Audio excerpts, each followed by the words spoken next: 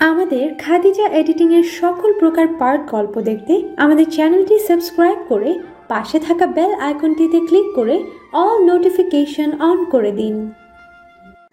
তুমি সুখ যদি নাহি।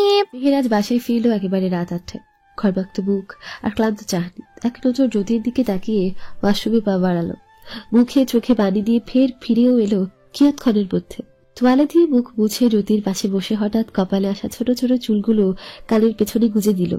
ঠান্ডা গলায় জিজ্ঞেস করলো, এখন কি অবস্থা পায়ের? ঠিক মতো ওষুধ খেয়েছিস? জ্যোতি চোখ তুলে একবার মেহেরাজের দিকে চাইল। একই বিছানায় দিন রাত বসে থেকে কোমর ব্যথা করেছে এখন। শরীর কেমন যেন ঝিমঝিম করছে। নিরস গলায় উত্তর দিল, খেয়েছি। মেহেরাজ শুকনো চাহনি ফেলল। ঠোঁট বাঁকিয়ে হেসে বলে উঠল, তোর ঠোঁটের ফোলা কমে এসেছে জ্যোতি। দেখলি আমার ঠোঁটের ছোঁয়া কতটা কার্যকর। এবার থেকে আঘাত পেলেই বলবি, সব আঘাত ঠোঁটের ছোঁয়ায় সেরে যাবে। আকস্মিক কথাটায় জ্যোতি অস্বস্তিতে পড়ল। অপ্রস্তুত হয়ে গলা ছাড়ল। কিঞ্চিত নড়ে চড়ে বসে বার কয়েক ঢোকও গিলল। তারপর ঝিমঝিম করা মাথা আর কোমর ব্যথা দিয়ে প্রসঙ্গ বদলাতে বলে উঠল, আমার এখানে এই বাসায় পড়ে থাকতে ভালো লাগছে না মেহেরাজ ভাই। মেহেরাজ ভ্রু উঁচু করল, বলল, বাসাটা তো তুই পছন্দ করেছিলি, এখন আর ভাল লাগছে না? এই বাসাটা যে সে আর মেহেরাজ মিলে যে বাসাটা দেখে গিয়েছিল সে বাসাটাই তা জ্যোতি জানে। বিহু এই নিয়ে অনেক কিছু বলেছেও। মেহেরাজ নাকি তার সাথে সংসার করার জন্য এত দূর বাসা নিয়েছে, এত দূরে ছুটে এসেছে। আসলে কি সত্যি কথাগুলো? সত্য হলেও সংসার করাও কি মেহেরাজের কাছে কেবলই দায়িত্ব? আজকে সকালের আকস্মিক উদ্ভট কাজগুলো কি কেবলই দায়িত্ব? মন বলছে এসব শুধুই দায়িত্ব নয়। তবু দায়িত্বের ঊর্ধ্বে গিয়েও কিছু ভাবতে সংশয় হলো। আসলে কি এতগুলো দিনে সত্যি কিছু একটা তৈরি হয়েছে তাদের মাঝে? সত্যি মেহেরাজের মনে এটুকু হলেও জায়গা হয়েছে তার? শুকনো ঢোক গিলল জ্যোতি। মৃদু আওয়াজ তুলে বলে উঠল, এভাবে সারাক্ষণ শুয়ে বসে থাকাটা কেমন যেন। আপনাদের ঝামেলায় ফেলে দিলাম শুধু শুধু। মেহেরাজের মুখের উৎফুল্ল ভাব হঠাৎ উধাও হলো। গম্ভীর স্বরে বলে উঠল, কি বলতে চাইছিস খুলে বল। জ্যোতি ইতস্তত করে মৃদু আওয়াজে বলে উঠল, আমার পা ঠিক হতে বোধহয় বহু সময় লাগবে। এতকাল এইভাবে আপনার সাথে এক ঘরে থাকাটা অস্বস্তিকর নয়? আর তার উপর মেহু আপু আর আপনাকেও তো ঝামেলা পোহাতে হচ্ছে। মেহেরাজ বুকে হাত গুজে টান টান গলায় ভ্রু উঁচিয়ে শুধালো, তো তুই কি চাইছিস? প্রশ্নটাই রাগ ছিল। বিনিময়ে যদি উত্তর দিল না। কিয়ৎক্ষণ চুপ থেকে স্পষ্ট স্বরে বলল, মেহেরাজ ভাই, কিছু কথার উত্তর দিবেন আমায়? মেহেরাজ আগের ডাই টান টান স্বরে উত্তর দিল, বলে ফেল। জ্যোতি বলতে লাগলো, নিজ শহর ছেড়ে এত দূর কেন আসলেন? নিজের বাসা থাকতে এত দূর এসে বাসা ভাড়া কেন নিয়েছেন আপনি? আর সেদিন আমায় মিথ্যেই বা কেন বললেন? আপনি তো বলেছিলেন আপনার কোনো এক বন্ধুর জন্য বাসা করছেন, তাই না? মেহেরাজের মুখে রাগ রাগ ভাব বোধ হয় কমে এলো। তবু গভীর ভাব কমল না। শীতল গলায় বলল, প্রশ্নগুলোর উত্তর তোর কাছেও থাকার কথা। তুই তো এত বোকা নস যে উত্তরগুলো অজানা থাকবে। ভেবে দেখ, পেয়ে যাবি উত্তর। জ্যোতি ফের স্পষ্ট স্বরে বলে উঠল, আমি আপনার থেকে জানতে চাইছি, কি? এই শহরে আসার সিদ্ধান্ত কেন নিলেন? মেহেরা চুপ থাকলো কিয়ৎক্ষণ। তারপর ঠোঁট গোল করে শ্বাস ফেলে উঠে দাঁড়ালো। বলল, শহরটা সুন্দর, তাই শহরের মানুষগুলো সুন্দর। তবে সব থেকে সুন্দর হলো হৃদয় নিংড়ানো অনুভূতি। হৃদয়ের টানে চলে এসেছি। শেষের কথাটা শুনেই জ্যোতির বুকের ভেতর কেমন একটা অনুভব হলো। হৃদয়ের টানে? কার হৃদয়ের টানে? তবে কি বিহুর বলা কথাগুলো সত্যি? এটুকু হলেও কি জ্যোতির জন্য কোনো অনুভূতি তৈরি হয়েছে মেহেরাজের হৃদয়? জ্যোতি আর ভাবতে পারল না। অস্ফুট স্বরে বলল, শীতল গলায় উত্তর এলো, উত্তর বলেছি, আর কিছু? জ্যোতি ফের কিছু বলার সাহস পেল না। বুকের ভেতর কেমন জানি করছে তা। সত্যি কি তাকে ঘিরে কোনো অনুভূতি তৈরি হয়েছে মেহেরাজের হৃদয়ে? সত্যি? এসব ভেবেই ইতস্তত বোধ করে নরম গলায় বলতে লাগলো, মেহেরাজ ভাই, আরেকটা প্রশ্ন আছে। আপনার মনে কি বাকিটুকু বলা হলো না। তার আগেই মোবাইলের আওয়াজ শুনে চোখ ফিরিয়ে মোবাইলের দিকে চাইল। বাড়ি থেকে জ্যোতির বাবা কল করেছে। জ্যোতি বার কয়েক শুকনো ঠকিলে মোবাইল হাতে নিল। কল তুলে মৃদু আওয়াজে বলে উঠল, আসসালামু আলাইকুম আব্বা, কেমন আছেন? উপাস থেকে তার বাবার গম্ভীর স্বর ভেসে আসলো, মেয়ে হয়ে সংসার ছেড়ে অত দূরে পড়তে গেছিস, কিছু বলি নাই, কিন্তু তাই বলে অ্যাক্সিডেন্ট হয়েছে এটা জানানোর প্রয়োজন মনে করিস না জ্যোতি? জ্যোতি অবাক হলো। সে তো জানায়নি। জিজ্ঞেস করলো, আব্বা, আপনি কি করে জানলেন? তার বাবার তীক্ষ্ণ কণ্ঠ ভেসে আসলো মুহূর্তে। মানছি আমার আর তোর সম্পর্কটা স্বাভাবিক বাবা মেয়ের সম্পর্ক ছিল না, নেইও। তবুও আমি কল করে খোঁজ নেই তো 2-3 দিন পর পর, আমাকে জানালি না কেন? এমনিতেই মনে হয়েছিল জানালেও যদি আপনার সময় না হয়ে ওঠে, তাই বলা হয়নি। এবার আর আলাদা থাকতে যাবি না, বিয়ে হয়েছে তোর, সংসার আছে। রাত যেহেতু ওখানেই থাকার সিদ্ধান্ত নিয়েছে, এবার তোদের একসাথে থাকা উচিত জ্যোতি। অত দূর একটা মেয়ে একা থাকা অতটাও নিশ্চিন্ত হওয়ার মতো বিষয় নয়। জ্যোতি তাচ্ছিল্য নিয়ে জিজ্ঞেস করলো, মেয়ে বলে তুচ্ছ ভাবলেন আব্বা? উপাস থেকে শক্তপোক্ত জবাব এলো, যাই ভাবি, যেটা বললাম সেটা মাথায় রাখবি। মেহেরাজ ভাইদের বাসায় এইভাবে পড়ে থাকাটা বিচ্ছিরি বোধ হবে আব্বা। বেশি বুঝিস, তোকে তো অত বুঝতে হচ্ছে না। এই কথাটা বলেই তো বিয়ে দিয়েছিলেন, তখন না হয় আপনার মতে আমার বোঝার বয়স ছিল না। এখনো কি নেই বোঝার বয়স? না, নেই। থপথপে কণ্ঠে কথাটুকু বলে কট কাটল জ্যোতির বাবা। জ্যোতি চোখ বুজে তপ্ত শ্বাস ফেলল। তার আব্বা এখন আগের মতোই আছেন ভেবে বুকের ভেতর কষ্ট হলো। মেয়ের অ্যাক্সিডেন্ট হয়েছে, অথচ একবারও জিজ্ঞেস করলেন না সে কেমন আছে, এখন কি অবস্থা শরীরের। অথচ রাগ ঝেড়ে কয়েকটা আদেশ ঠিকই করতে পেরেছেন। একরাশ অভিযোগ নিয়ে মনে মনে কষ্ট পুষে কথাগুলো ভাবতেই চোখে পড়ল মেহেরাজকে।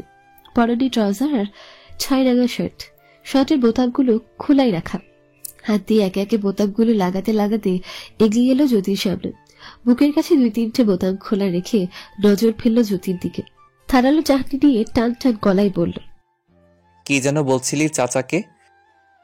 জ্যোতি বুঝতে পারল না, ভ্রু বাঁকিয়ে শুধালো, কি? মেহেরাজ তপ্ত শ্বাস ফেলল। চোখ জোড়ায় রাগ মিশ্রিত চাহনি দিয়ে তাতে দাঁত চেপে বলে উঠল, এই বাসায় থাকাটা বিচ্ছিরি বোধ হবে। জ্যোতি বুঝতে পারল এবার। বলতে লাগলো, আসলে পুরো বাক্যটা সম্পূর্ণ করার আগেই মেহেরাজ রাগ ছেড়ে বলে উঠল, ঠিক আছে, থাকতে হবে না তোকে, চলে যা। জ্যোতি তাকালো, কিয়ৎক্ষণ চুপ থেকে বলল, পাটা সুস্থ হলেই চলে যাব মেহেরাজ ভাই, এখন তো হেঁটে যেতে পারবো না। মেহেরাজের রাগ এবার তরতর করে বাড়ল। চোয়াল শক্ত করে মুখ টান টান করে তাতে দাঁত ছিপে শুধালো, আবার বল। জ্যোতি স্বাভাবিক গলায় বলল, পা সুস্থ হলেই চলে যাব। মেহেরাজের রাগটা বোধ হয় আরো বাড়ল। সে রাগের বহিঃপ্রকাশ ঘটাতে অত্যন্ত শীতল গলায় রাগ দিয়ে বলে উঠল, তোর পা পুরোপুরি সুস্থ হওয়া তো দূর, সুস্থ হওয়ার আগেই আবার পা ভেঙে দিব। সব সময় এভাবে ভাঙা পা নিয়ে পড়ে থাকবে এখানে? এবার বল, বাসাটা বিচ্ছিরি লাগবে নাকি লাগবে না? আকস্মিক হুমকিতেও অবাক হলো জ্যোতি। অস্ফুট স্বরে বলল, হুম? মেহেরাজ ফের বলল, শুনছিনি, এই বাসায় থেকে যাওয়ার কথা বললে হাত পা ভেঙে এভাবেই রেখে দিব সব সময়। তাই দ্বিতীয়বার কথাটা বলার আগে ভেবে বলিস। কথাগুলো বলে পা বাড়িয়ে বেলকনিতে চলে গেল মেহেরাজ। জ্যোতি কেবল ফেলফেল করে তাকিয়ে থাকলো। এতটা রাগ কি কেবলই তার চলে যাওয়ার প্রসঙ্গে? জ্যোতি বিছানায় আলতোভাবে শরীর এলিয়ে চোখ বুজে নিয়েছিল। 2 রাত ঘুম না হওয়ার কারণেই শরীর ফেঁকে আসছে। ঘুম না আসলেও ক্লান্ত শরীরে চোখ মেলতে ইচ্ছে হলো না তার। কিয়ৎক্ষণ পর আকস্মিক নিজের পাশে চেনা পুরুষের অস্তিত্ব টের পেয়ে নড়ে চড়ে উঠল জ্যোতি। চোখ জোড়া মেলে ধরতেই দেখতে পেল নিজের দিকেই তাকিয়ে থাকা মেহেরাজকে। মেহেরাজের দৃষ্টির টর্চর হলো না, বরং ভ্রু নাচিয়ে বলল, না ঘুমিয়ে জেগে থাকবি নাকি? মেহেরাজ মাথা নিচু করল। আকস্মিক জ্যোতির ঘন কালো চুলে হাত ডুবিয়ে বুলিয়ে দিতে লাগলো। আদেশের সুরে বলে উঠল, চোখ বুঝ।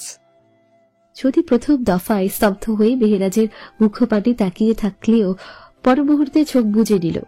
মুহূর্তেই মেহেরাজ অদ্ভুত এক কাজ করে বসল। জ্যোতির কপালে নিজের পুরো ঠোঁটের উষ্ণ ছোঁয়া দিয়ে গভীর চুমু দিল।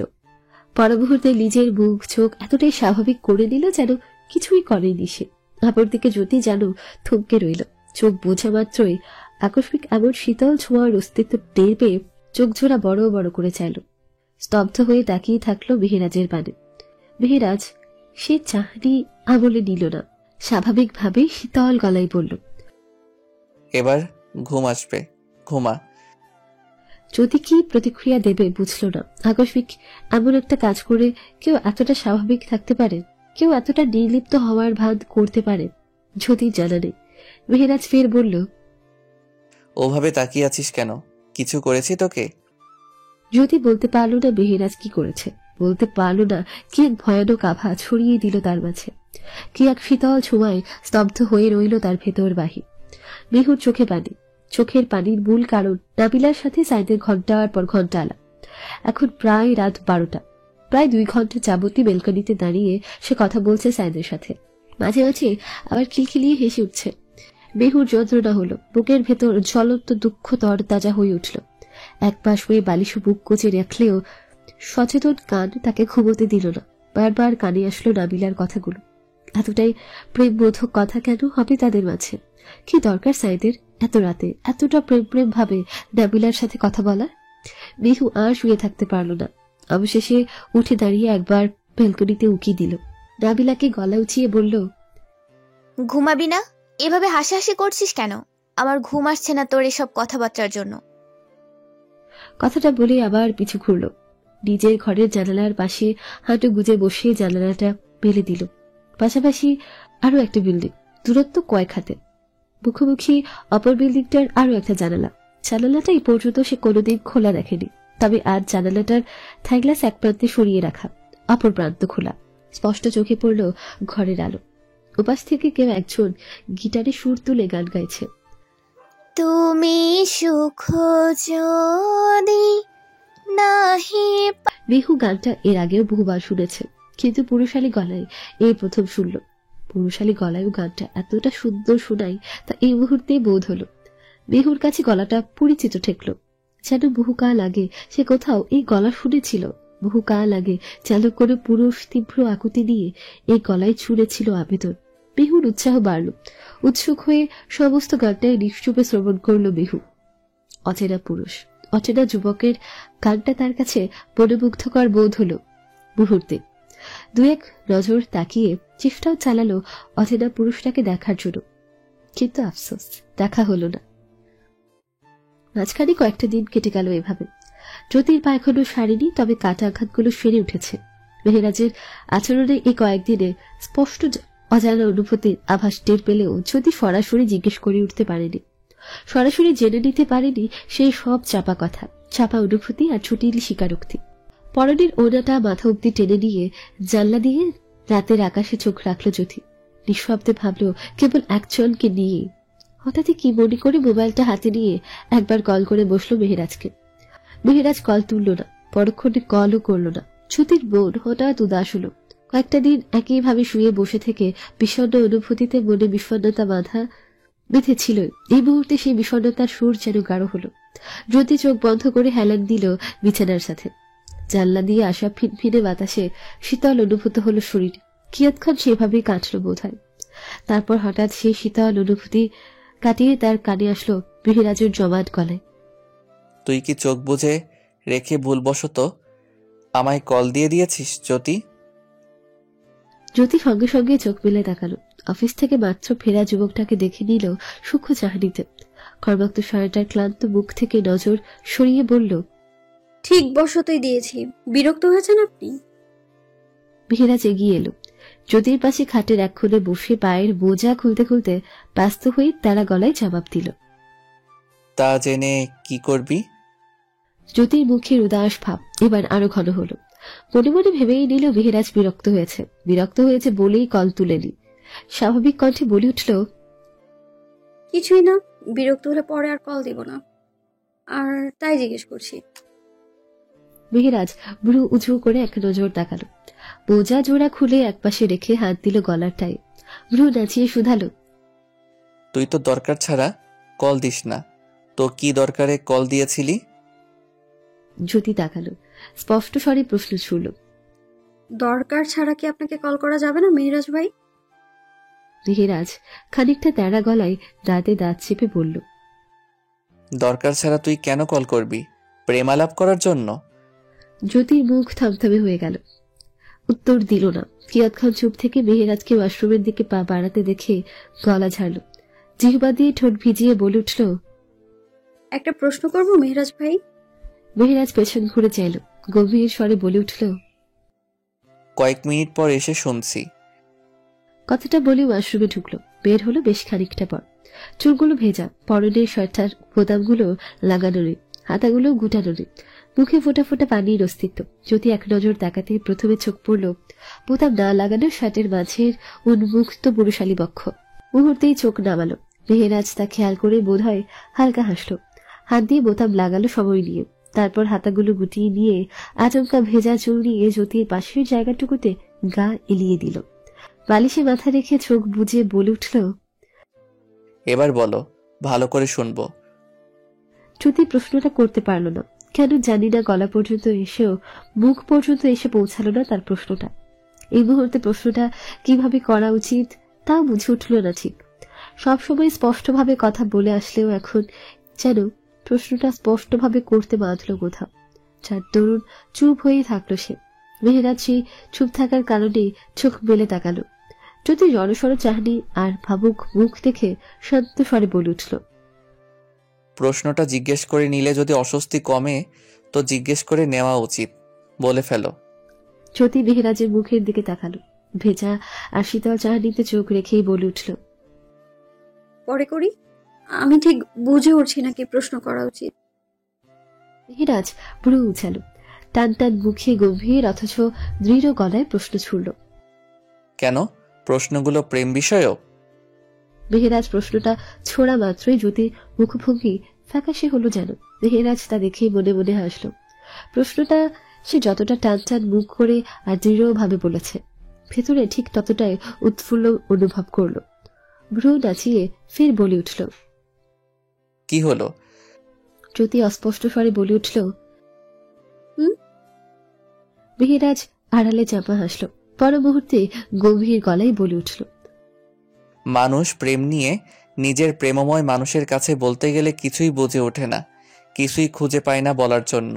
ভুল না হলে তুইও প্রেমময় বাক্য ছুড়বি? তৎক্ষণাৎ জ্যোতির উত্তর এলো, না, ঠিক তেমন নয়। তাহলে কেমন? মৃদু আওয়াজে জ্যোতি বলল, কৌতূহল, শুধুই কৌতূহল। মেহেরাজ উঠে বসল। জ্যোতির চোখের দিকে কিয়ৎক্ষণ তাকিয়ে গা ঝাড়া দিয়ে উঠে দাঁড়ালো। তারপর দাম্ভিক স্বরে বলে উঠল, তোর চোখ শুধুই কৌতূহল বলছে না, মিথ্যে বলতেও পারিস না জ্যোতি। জ্যোতি চোখ তুলে তাকালো, নরম গলায় বলতে লাগলো, তেমন নয় মেহেরাজ ভাই, কিছু কৌতূহল খুব আকাঙ্ক্ষার হয়, কিছু কৌতূহল খুব আশার হয়। আমার চোখে হয়তোবা সেই সুপ্ত আশা কিংবা আকাঙ্ক্ষাটাই ফুটে উঠেছে। মেহেরাজ আর তাকালো না জ্যোতির দিকে। পা বাড়িয়ে যেতে যেতে রুমের দরজার কাছে গিয়ে থামলো। তারপর ভরাট গলায় শুধালো, হুট করে সেই আশা কিংবা আকাঙ্ক্ষা পূরণ হয়ে গেলে তোর প্রতিক্রিয়া কি হবে জ্যোতি? জ্যোতি স্তব্ধ হয়ে চাইল। মেহেরাজ অবশ্য ততক্ষণে আর রুমে দাঁড়িয়ে নেই, দরজা পার হয়ে চোখের অদৃশ্য হয়েছে মুহূর্তে। জ্যোতি তখনই তাকিয়ে রইল সেদিক পানে। সত্যি কি করবে যদি সে আকাঙ্ক্ষা বা আশাটা ইতিবাচক উত্তর দিয়ে পূরণ হয়ে যায়? তখন তার প্রতিক্রিয়া আসলে কি হবে? বিহু বিছানায় গা এলিয়ে দিল মাত্রই। নাবিলাদের সাথে ফিরবে ভেবেও পরে জ্যোতির পায়ের অবস্থার কথা ভেবে আর যাওয়া হয়নি নিজ শহরে। জ্যোতির পা ঠিক হলে একবার ঘুরে আসবে। পথে প্রান্তরে কোথাও সাইদকে দেখার প্রার্থনাও বুকে পুষে নিয়ে যাবে। কথা না হোক, অন্তত একবার চোখের দেখা তো হোক, ক্ষতি তো নেই। বালিশে মাথা রেখে মোবাইল হাতে নিতে চোখে পড়ল সাইদের কিছু ছবি। সোশ্যাল মিডিয়ায় আপলোড করা ছবি। সাইদের পাশে অত্যন্ত সুন্দর এক রমণী, পরনে বিদেশিনীদের মতো লং শার্ট, জিন্স, চুলগুলো লালচে অনেকটা, দেখতে ধবধবে সাদা। মেয়েটার চোখ, মুখ, গায়ের রং, গড়নে সবকিছুতে ফরেনের ভাব স্পষ্ট আন্দাজ করা গেল। মেহু সুচালো চাহনিতে তাকালো ছবিগুলোর দিকে। দু একটা ছবিতে সাইদের সাথে একটু বেশি ক্লোজ দেখালো যেন। লোকেশন আর ছবির দৃশ্য দেখে বোঝা গেল সাইদ দেশে নেই। মেহুর বুকের ভেতর জ্বলে উঠল হঠাৎ। চোখ বুজে নিয়ে বার কয়েক জোরে জোরে শ্বাস টেনে নিয়ে হঠাৎই মোবাইল বন্ধ করে ছুঁড়ে রাখলো একপাশে। জানলা মেলে অপর পাশে জানলাটাই তাকাতে চোখে পড়ল বাচ্চা মতো একটা ছোট্ট ছেলে জানলার গ্রিল ধরে দাঁড়িয়ে আছে। মেহু অবাক হলো। ঘড়িতে রাত তখন 11টা। এত রাত অব্দি একটা বাচ্চা জেগে থাকবে কেন? মেহু ভ্রু কুচকালো। কিয়ৎক্ষণ একই চাহনিতে তাকিয়ে থেকে বাচ্চাটা লাফ দিয়ে নেমে গেল জানলা ছেড়ে। তারপর আর দেখা গেল না বাচ্চাটাকে। মেহু অবশ্য সেভাবেই তাকিয়ে থাকলো ঘন্টার পর ঘন্টা। জ্যোতির দিকে ফিরে মেহেরাজ চোখ বুজে আছে, অথচ পাশে শুয়ে থাকা জ্যোতির চোখে ঘুম নেই। চোখে মুখে শুধু ব্যাপক অস্থিরতা। পেটের উপর মেহেরাজের ভারী হাতটা বার কয়েক সরালেও মেহেরাজ সরিয়ে নিল না, একইভাবে হাতটা দিয়ে জড়িয়ে রেখেছে। জ্যোতি চোখ বুঝল, ঘুমানোর চেষ্টা চালালো, লাভ হলো না। প্রশ্নটা না করা পর্যন্ত অস্থিরতা মিলিয়ে যাবে না ভেবেই মৃদু আওয়াজে টিকে উঠল, মেহেরাজ ভাই। মেহেরাজ চোখ মেলে তাকায় না, ঘুম জড়ানো গলায় শাঁসিয়ে বলে ওঠে, উফ, হাত সরানোর কথা বলবি? জ্যোতি উত্তরে বলল, আমার কিছু কথা আছে মেহেরাজ ভাই। মেহেরাজ শুনল ঠিক, তবে উত্তর দিল না সাথে সাথে। কিয়ৎক্ষণ পর চোখ জোড়া অল্প মেলে চাইল, ভরাট কণ্ঠে শুধালো, ঘুমাবি না? জ্যোতি স্বাভাবিক স্বরে উত্তর দিল, ঘুমাবো। তবে জ্যোতি এবারে উত্তর দিল না। কিয়ৎক্ষণ চুপ থেকে কিছু ভাবল, বার কয়েক শ্বাস ফেলে জিহ্বা দিয়ে ঠোঁট ভিজালো দ্রুত। তারপর মেহেরাজের চাহনিতে চাহনি রেখে শান্ত স্বরে জিজ্ঞেস করল, ভালোবাসার আগমন কি জীবনে দুবার হতে পারে মেহেরাজ ভাই? মেহেরাজ এবার সচেতন হয়ে চাইল, শুধালো, এই প্রশ্ন? জ্যোতি এবার থামল না, সরাসরি বলে দিল, আপনি কি সত্যিই আমায় ভালোবাসেন? এতটা সময় পর সত্যি কি আমার প্রতি আপনার কোনো অনুভূতি জন্মেছে মেহেরাজ ভাই? যদি না জন্মায় তবে নিশ্চয়ই আপনার ব্যবহার আচরণে এইসবে এমন কিছুর আভাস পাওয়া যেত না। মেহেরাজের ঘুম ঘুম ভাব যেন কেটে গেল। জ্যোতির দিকে তাকিয়ে ভ্রু নাচিয়ে শুধালো, উত্তরটা ঠিক কি দেওয়া উচিত আমার? জ্যোতির স্পষ্ট কণ্ঠে ফেসে এলো, যেটা সত্যি। মেহেরাজ আড়ালে ঠোঁট চওড়া করে নিঃশব্দে হাসলো। পর মুহূর্তে মুখে গম্ভীরতা টেনে ঠান্ডা গলায় জিজ্ঞেস করল, তোর কি মনে হয় উত্তরটা কি হবে? জ্যোতি মৃদু আওয়াজে বলল, আমার মন যা বলছে তা সত্য ভাবার সাহস করে উঠতে পারছি না, তা বাস্তব ভাবারও সাহস নেই আমার। সত্যি বলতে আমি যা ভাবছি তা আমি বিশ্বাস করে উঠতে পারছি না। পর মুহূর্তে যদি তা মিথ্যে প্রমাণিত হয় আর আমার ভাবনাটা যদি শুধুই ভাবনা এটা প্রমাণিত হয়। মেহেরাজ এবার দৃঢ় স্বরে উত্তর দিল, হবে না, আমি তা প্রমাণিত হতে দিব না। জ্যোতি ভ্রুজোড়া খুঁজকে নিয়ে জিজ্ঞেস করল, মানে? মেহেরাজ প্রশ্নটাকে অতটা গুরুত্ব দিল না যেন, আকস্মিক আগের মতো চোখ বুজে নিল। হাতের বাঁধনটা কিছুটা শক্ত করে নিজের শরীরটা আরেকটু এগিয়ে জ্যোতির গা ঘেঁষে রাখল। জ্যোতির কানের কাছে শীতল স্বরে সেভাবেই চোখ বুজে রেখেই বলল, ভেবে নে তা বাস্তব, চোখ বুজে বিশ্বাস করে নে তোর ভাবনাগুলো সত্যি। এবার বল, এসব জেনে তোর ভেতর কেমন অনুভূতি কাজ করছে এখন? জ্যোতি চোখের চাহনি কিঞ্চিত বড় করল। এতটা কাছে পুরুষালী অস্তিত্ব আর কানের কাছে উষ্ণ নিঃশ্বাস উপচে পড়তে আঙুল খিচে বিছানা জড়িয়ে ধরল। পর মুহূর্তে কথাগুলো বোধগম্য হতে বোধহয় বুকের ভেতর ছলাৎ করে উঠল। অস্ফুট স্বরে কেবল বলল, মেহেরাজ তাতে দাঁত চাপল একবারে। গুরুত্বপূর্ণ প্রশ্নের গুরুত্বপূর্ণ উত্তরের বিনিময়ে হুক শব্দটা বলা নিঃসন্দেহে রাগের কারণ হবে। বলল, শুনিসনি? জ্যোতি নিজেকে স্বাভাবিক করে নিল, শান্ত কণ্ঠে উত্তর দিল, শুনেছি। মেহেরাজ তেরা সুরে বলে উঠল, তবে? জ্যোতি ফের চোখের সামনে জলজল করা সত্যটাকে অবজ্ঞা করে বলে উঠল, আমার ভাবনাটা বোধহয় আপনি বুঝে উঠতে পারেননি মেহেরাজ ভাই। মেহেরাজ মুহূর্তেই জড়ানোর স্বরে উত্তর দিল, যদি বলি তোর মনের সবটুকু ভাবনাই বুঝে নিয়েছি। জ্যোতি এবারে আর কিছু বলতে পারল না। অনাকাঙ্ক্ষিত অনুভূতিতে হৃদয়ে ছুঁয়ে গেল খুব গভীর ভাবে, এতটাই গভীর ভাবে যে সে অনুভূতি শরীরে রক্ত কণিকায় কণিকায় ছেয়ে গেল মুহূর্তে। সুখ নাকি আনন্দ ঠিক বোঝা গেল না, বোঝা গেল না দুঃখ নাকি কষ্ট দাও। শুধু বোধ হলো পাশের পুরুষটার হৃদয়ে তার স্থান হয়েছে, পাশের পুরুষটার উপর তার অধিকারের স্বীকারোক্তি পেয়েছে। পাশের পুরুষটাকে স্বামী ভাবতে এবার বোধ হয় আর জড়তা নেই, সংখ্যা নেই, ভয় নেই, নেই তৃতীয় ব্যক্তির সম্বোধন। মেহুর ঘুম ধরলো জানালার পাশে বসে। জানালাটা খোলাই থাকলো, মাথাটা জানালার গ্রিলে হেলান দিয়ে ঘুমিয়ে গিয়েছিল। আকস্মিক ঘুম ভাঙলো মাথায় কিছু একটা আঘাত পেয়ে। মেহু তৎক্ষণাৎ চোখ জোড়া মৃদুভাবে তাকালো। ঘুমো ঘুমো চোখে দেখলো একটা স্টেথোস্কোপ। চোখ জোড়ায় বিস্ময় টেনে তাকিয়ে থাকতে পর মুহূর্তে আবারও ওপাশে জানলা থেকে কেউ ছুড়ে দিল একটা ঘুড়ি। মিহু অবাক হলো, চোখ জোড়া দিয়ে ওপাশের জানালায় কাউকে দেখা গেল না। মিহু বিরক্ত হলো, কিঞ্চিত গলা উঁচিয়ে বলে উঠল, কি আশ্চর্য, এসব এখানে ছুঁড়ে ফেলেছেন কেন? কেনই বা ছুঁড়ে ফেলেছেন? মিহুর কথায় দম মানল না ওপাশের ব্যক্তিটা, আবারও ছুঁড়ে মারলো একটা ব্রাশ আর টুথপেস্ট। টুথপেস্টটা ঠিক মিহুর কপালে এসেই লাগলো। মিহুর বিরক্তি এবার তুঙ্গে উঠল। একে এসব করে ঘুম ভাঙালো, দ্বিতীয়ত মাথায় আঘাত পাওয়া, সব মিলিয়ে রাগে ঝাড়ি দিয়ে বলে উঠল, কথা বললে শুনতে পান না? আপনার জন্য তো দেখা যাচ্ছে জানালা মেলে বসাই যাবে না। ভদ্রতার কিছু শিখছে বলে মনে হচ্ছে না। এবারে মিহুর জোরালো আওয়াজ শুনে বোধহয় মুহূর্তে এক যুবক ছুটে এলো। যুবকটার অগোছালো চুল আর ঘুম ঘুম চোখ মুখ দেখে বোধ হলো মাত্রই ঘুম থেকে লাফিয়ে উঠে এসেছে।